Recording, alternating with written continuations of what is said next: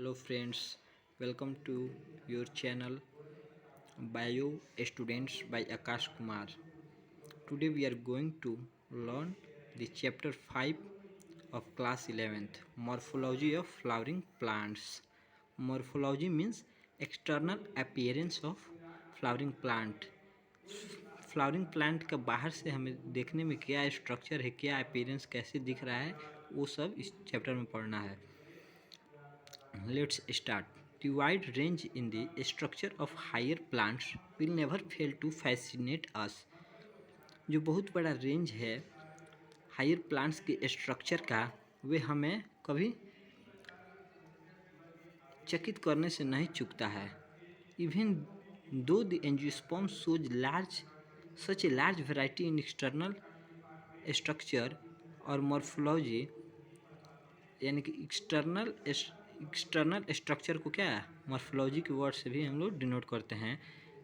They are all characterize by presence of जो angiosperms होते हैं, फ्लावरिंग प्लांट्स होते हैं, वो क्या होते हैं, उनमें किस चीज़ को हम लोग देखते हैं, किस उनके कैरेक्टरिस्टिक क्या है. रूट्स होता है, स्टेम्स होता है, लीव्स होता है, फ्लावर्स होता है एंड फ्रूट्स होता है.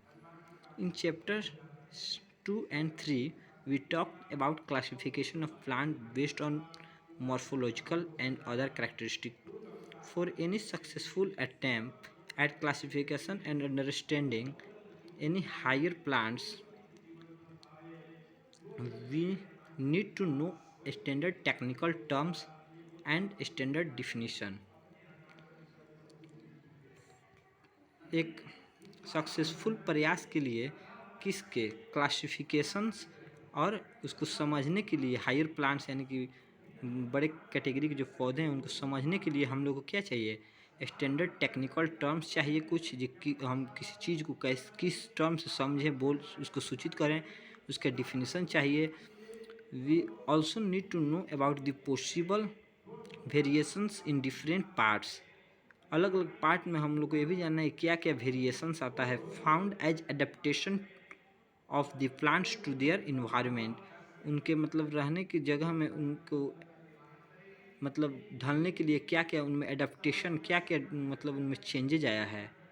एडेप्टेशन टू वेरियस हैबिटेट, अलग अलग हैबिटेट्स में उनका क्या चेंजेज आया है. प्रोटेक्शन के लिए, क्लाइंबिंग के लिए, स्टोरेज के लिए. जैसे हम लोग देख सकते हैं जलीय पौधे होते हैं वो एक्वेटिक प्लांट्स, उनके लीव्स जो होते हैं स्लिपरी होते हैं, उनको प्रिवेंट करने के लिए कि वो सड़े नहीं, उनके एडेप्टेशन के चलते उनके प्रोटेक्शन के लिए चेंजेज आया है. क्लाइंबिंग के लिए हम लोग देख सकते हैं कद्दू वगैरह के पौधे कैसे वाल पे क्लाइंब करते हैं, वो उनमें क्या क्या चेंजेज रहता है. स्टोरेज के लिए कैरेट वगैरह में देख सकते हैं. If you pull out any weeds, आप किसी घास पतवार को यदि आप खींचते हैं ज़मीन से बाहर, you will see that all of them have roots, सब में रूट्स होता है, स्टीम उनका तना होता है और लीव्स पत्तियाँ भी होती हैं. दे में बी बियरिंग फ्लावर्स और फ्रूट्स, उनमें क्या फ्लावर्स भी होते होंगे या फ्रूट्स भी होंगे. The underground part of the flowering plant is root system while the portion above the ground forms the shoot system. Figure 5.1 में आप देख सकते हैं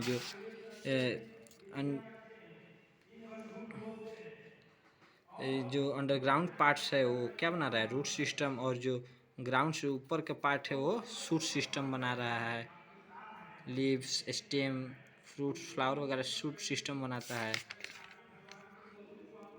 the root in majority of the dicotyledonous plant, the direct elongation of the radicle leads to the formation of primary root. बहुत से dicotyledonous plants में जैसे देखिए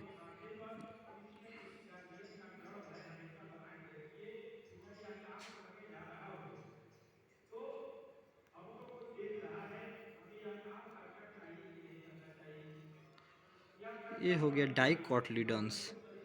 ये प्लांट जर्मिनेटिंग प्लांट है, एक जर्मिनेशन हो रहा है इसमें, अंकुरित हो रहा है अभी. तो ये दोनों हो गया इसका डाइकोटिलेडोन्स हो गया. ये जा रहा है रेडिकल हो गया नीचे की तरफ जो जा रहा है, ये प्लीम्यूल हो गया. तो वहीं कह रहा है इसमें जो बहुत से डाइकोटिलेडोनस प्लांट होते हैं उसमें direct elongation of the radicle, जो रेडिकल डायरेक्ट इलोंगेट होता है नीचे की तरफ, leads to the formation of primary root, यह जाकर रेडिकल क्या बनाता है, प्राइमरी रूट बनाता है। Which forms which grows inside the soil, जो सॉइल के नीचे जाता है। It bears lateral roots of several orders, यह लेटरल रूट्स बनाता है कि बहुत सारे that are refer to as secondary, जिसको सेकेंडरी टर्शियरी कह सकते हैं। The primary roots and its branches constitute the tap root system, जो प्राइमरी रूट है और उसके ब्रांचेज है वो क्या कंस्टिट्यूट करता है, टैप रूट सिस्टम कंस्टिट्यूट करता है। यहाँ देख सकते हैं प्राइमरी रूट है और उसमें से जो प्राइमरी रूट में से जो ब्रांचेज निकला हुआ है वो रूट सिस्टम बना रहा है, टैप रूट सिस्टम बनाता है। एज सीन इन मस्टर्ड, जैसे मस्टर्ड में देखा जा सकता है। इन मोनोकोटिलिडन्स प्लांट्स, बहुत से monocotyledons primary roots is short lived and is replaced by large number of roots that originate from the base of the stem and constitute the fibrous root system, as seen in wheat plant in figure 5.2b। यहाँ देख सकते हैं wheat plant गेहूं के पौधे में कैसे जो प्राइमरी रूट आया है इसमें सिकला है वह रिप्लेस हो गया है बहुत से फाइब्रस रूट में।